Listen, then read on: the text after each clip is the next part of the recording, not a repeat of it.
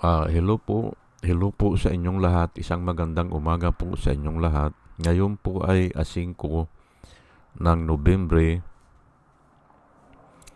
2025 anyo at ang oras po ngayon dito sa Los Angeles, California ay alas 6:52 ng umaga. Alas 6:52 ng umaga, araw po ngayon ng Miyerkules. At nais ko po mag-vlog mga kababayan, mga minamahal, patungkol po dito sa Dolomite Beach sa Maynila. Opo, ang title ko po ngayon ay Manila Dolomite Beach is a waste. Kuwan lang yan, walang kwenta yan. Opo.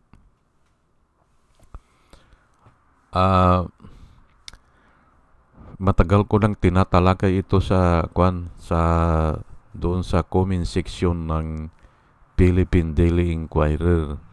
Noong sinimulan pa yan ay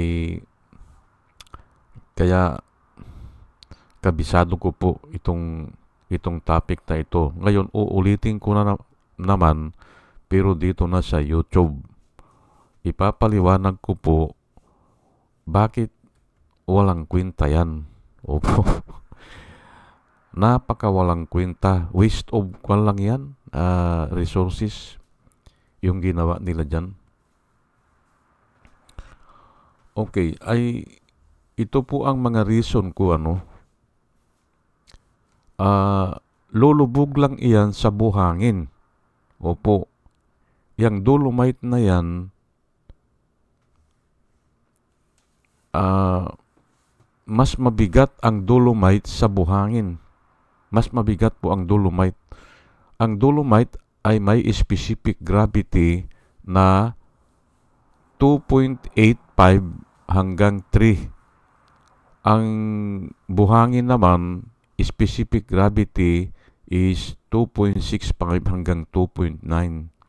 Yan po So, mabigat ang dolomite. Kung tinamaan yan ng alon, at usually pag may bagyo o kaya high tide, umaabot dyan po ang alon . Ngayong pag tinamaan yan, ang tendency niyan ay mas unang lulubog ang dolomite kisa dun sa buhangin. Iaangat kasi ng bahagya yan ng alon dahil dun sa puwersa ng alon. Ngayon ay ilang bang bagyo ang dumadaan sa Pilipinas ay sa isang taon po baka may 20 po yan na bagyo. Ngayon ay unti-unti lumulubog yan. Opo. Ulitin ko mas mabigat kasi ang dolomite kaysa sa buhangin. Ngayon, sa ibang private resort, yung dolomite hindi nila nilalagay yan sa dalampasigan. Hindi po. Kasi nga mawawala din yan . Doon nila nilalagay yan doon sa property mismo. Doon sa loob ng bakod, hindi dyan sa seashore o dyan sa dalampasigan. Doon ikinakalat nila yung dolomite. Ganun po, maraming gumagawa yan. Pero doon sa property talaga nila na mataas. Maganda kasi nga tignan. Okay. Ngayon, pero itong ginawa nila dito, kalukuhan po yan kasi doon lang nila inilagay doon sa dalampasigan. Parang tinabunan nila yung dalampasigan ng dolomite para pagandahin. Pero ang sabi ko nga, lulubog lang yan kasi nga mas mabigat yan . Ang specific gravity ng water, yung drinking water is 1. Pero itong dagat, mga 1.2 ito 1.2. Ngayon, ay tuwing bagyo, alam naman natin dyan sa, ay ako, halos dyan na ako lumaki. No, dyan sa Lunita Kasi yung tinitirahan ko, nung nag-aral ako ng engineering, malapit lang dyan sa Lunita. Nilalakad ko lang yan. At makikita mo dyan, dun sa dalampasigan lang, dun sa Dewey Boulevard, ay pagkatapos po ng bagyo, ang daming dyan, yung mga basura. Opo. Malapit lang ako dyan sa San Marcelino Street nung ako ay nag-aaral sa Piatti. Kaya alam ko yan. Halos linggo-linggo na dyan ako dyan sa Lunita. Sa araw ng Sabado, alam ko mayroon nung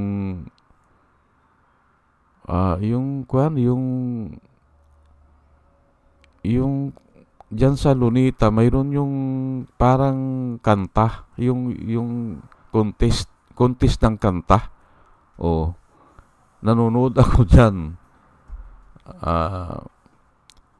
Kaya kabisado ko yan, hanggang doon sa may dagat. Ngayon ay mag-contribute iyan sa flooding. Yang ginawa nilang ganyan, tinambakan nila yang dalampasigan, tinambakan nila kahit ano pa yan, ay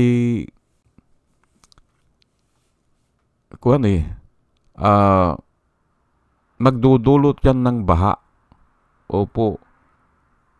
Kasi nga,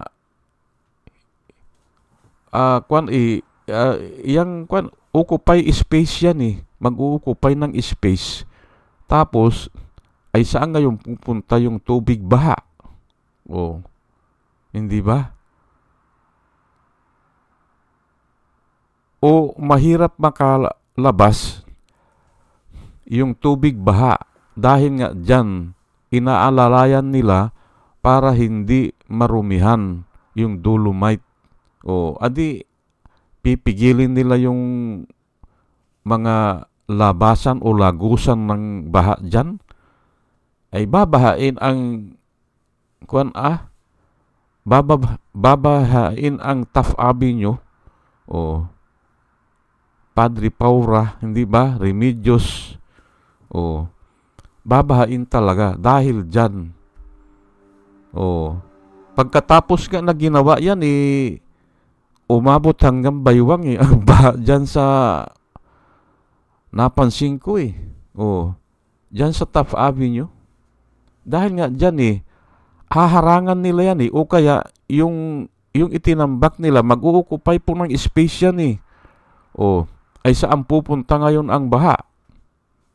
Mahihirapan makalabas o makalusot. Ngayon, masisira ang nature. Ang nature kasi ikwan yan dalampasigan yan para lang nag-reclaim kaya ng lupa. Ngayon, ay saan pupunta ang baha? Ay adi, hindi na, kasi ni-reclaim mo yung dagat At ito ang hindi alam ng mga taga Manilinyo, na pag ni-reclaim mo ang dagat, ay saan pupunta yung tubig baha? Mahihirapan. Kaya lulubog ang Maynila.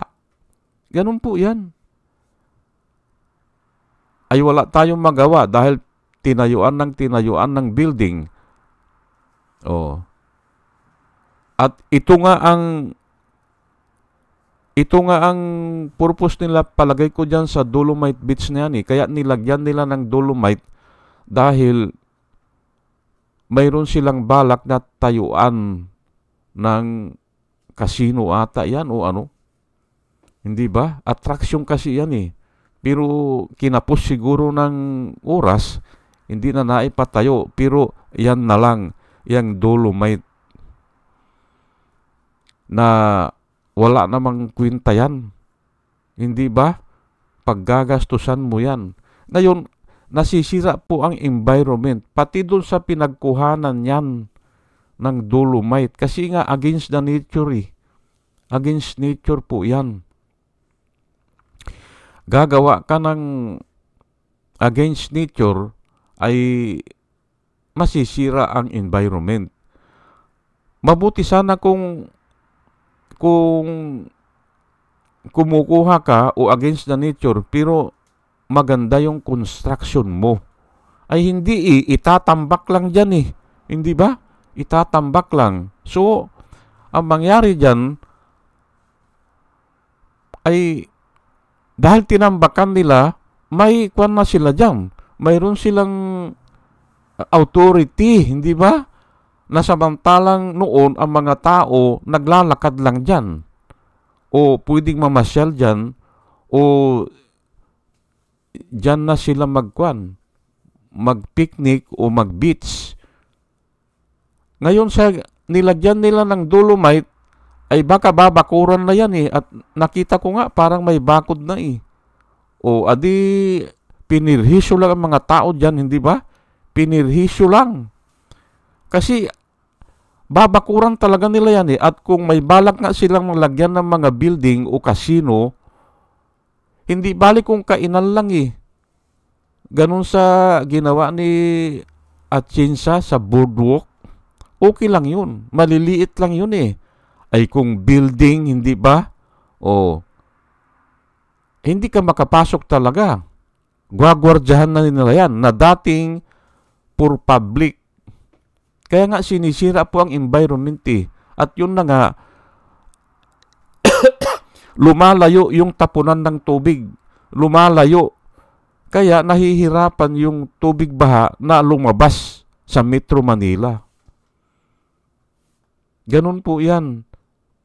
Nahihirapan lumabas o kaya ayaw nilang palabasin doon dahil nga masisira yung beauty ng Dolomite. Di pirhisyo yan, hindi ba?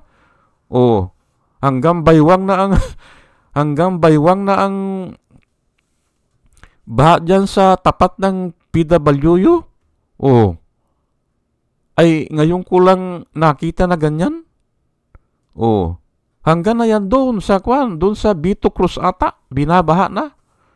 Oh, dyan sa may Lasal. Dahil dyan sa ginawa nila. Nasisira nga po ang environment eh. Oh, dapat yan linisin, hindi tambakan. Kasi kung tinambakan mo yan, ay saan nga pupunta ang tubig baha eh. Oh, hindi ba? At yan na rin ang nangyayari. Bakit binabaha na ang Bulacan, ganyan. Dahil nga itinatambakan po ang dagat eh. Oh. Na dati dagat pero nire-reclaim, hindi ba? Oh. Ayan po eh. Yan po ang kwan nila eh, reclamation. Kasi mas mura daw yun. Mas mura i-reclaim kisa dun sa bibili ka ng lote. Totoo nga naman eh, kasi nga barko lang yan eh, sisip-sip ng buhangin sa ilalim eh. O, tapos, ang bilis po niyan. Ang bilis kasi nung nagtatrabaho ako sa Senate transfer noon, napansin ko may nagre-reclaim dyan eh. Nakikita ko araw-araw. Ang bilis. Opo, ang daming barko o yung barge na tawag nila, sumisip-sip yun. Ay tansya ko, isang araw, nakaka-1 hektarya sila eh. O, sa reclamation. Aywan ko kung yan yung tinayuan ng Mall of Asia. Opo.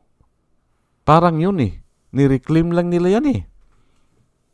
O. Ngayon ay, pero nga, itong Dolomite na ito, ay perhisyo lang yan. O nagsayang lang ng resources. Oh, walang kwenta yan.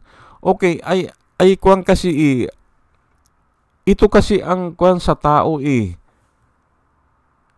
yung problema ng tao kasi yung gusto, last of the eyes po, last of the eyes.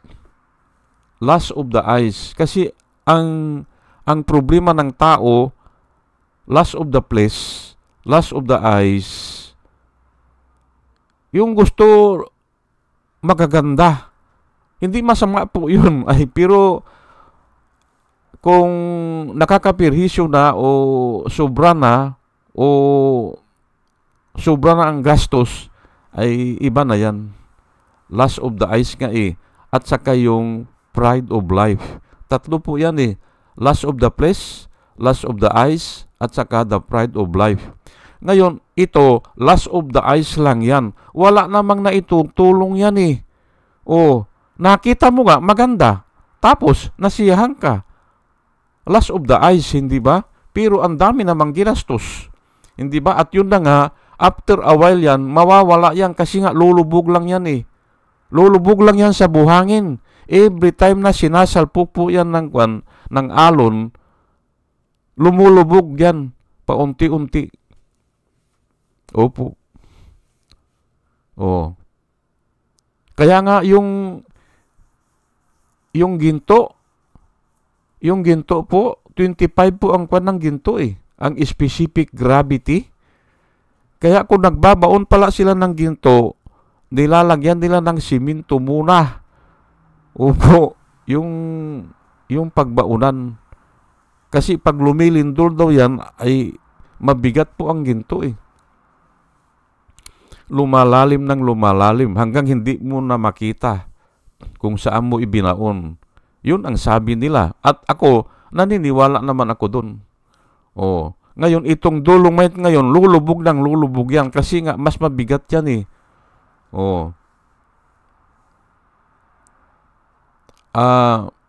okay.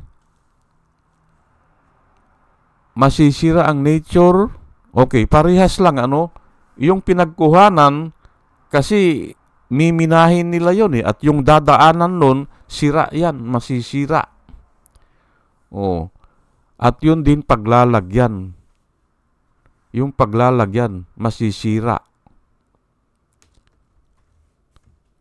Okay. Ngayon ay ito po ang isishare ko sa inyo na bakit hindi maganda yung ganyan. Okay. Isaiah chapter 5 verse 8. Woe to those who join house to house.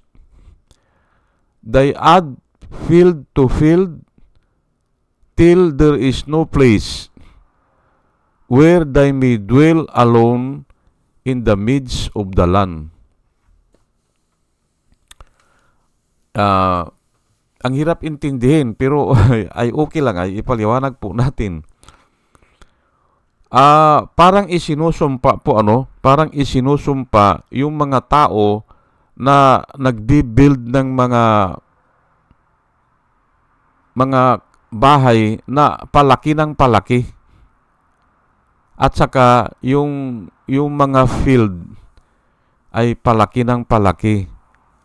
Kasakiman po yan material material gain, ganyan. Yan po ang problema ng tao Ang problema ng tao, gusto niya lahat sa kanyang mga punta. Sakim nga ang tao At yan ay tinawag ng Diyos na todos, hindi ba? Parang isinumpa. Yan po yung gumagawa ng bahay, sabi niya, na palaki ng palaki. Wala na siyang pakialam dun sa kapitbahay niya. Bibilihin niya yan at palalakihin niya yung bahay niya. O yung namang ubasan niya o kaya yung field, ay bibilihin niya din yung mga katabing field niya at gagawin niyang sa kanya. Iyan po ang sinasabi dito sa Isaiah. Hanggang sa lumaki ng lumaki ang bahay niya o yung ubasan niya at wala nang natira para sa iba. Yun, o sa kanya na lang, o siya na lang ang natitira doon. Ganun po ang ibig sabihin yan. Ngayon, ay hindi ba yan ang ginagawa ng kwan? Ng Dolomite Beach, hindi ba? Diyan sa Maynila? O, tatambakan nila kunyari, tapos hindi ka na makadaan. O, hindi ba? Ganun lang po yan eh. Tatambakan nila kunyari, aayusin nila kunyari, tapos haharangin na nila. May gwardya na. Hindi ba? O, nasamantalang dati yan ay free. Hindi ba? O, ganun po ang gagawin dyan eh. Kaya, waste lang yan. Haharangin mo yung mga tao eh, na hindi na makapunta doon eh. Wala na silang access sa dagat o sa dalampasigan. Kasi nga, Dolomite na, ay may authority ka na dahil ikaw ang naglagay eh. Ayan po, kasakiman po yan eh. Gagawa ng ganyan para ay mabuti nga hindi na tayuan ng kwan yan eh, ng kwan eh, mga recreational facilities o kaya ay kwan eh, yung casino. Yun ang balak daw dyan eh. Oh. Yan, hindi ba? Oh. Ngayon, supporting verse tayo. Mika 2 verse 2. Thy covet fields and take them by violence. Ayan po. Also, houses and seize them. So, they oppress a man and his house, a man and his inheritance. Malinaw po yan, pero okay, isa pa, basahin natin. Thy covet fields and take them by violence or by force. Also, houses and seize them. So, they oppress a man and his house, a man and his inheritance. Ayan po ang ibig sabihin yan, Ito kasi thy covet, parang nilililang lang nila nilililang nila yung tao para makuha nila yung field and take them by force. Nilililang nila para maganda. Sabi nila, pagandahin natin ang dalampasigan, ganyan. Nilililang nila. Kasama po yan covet yan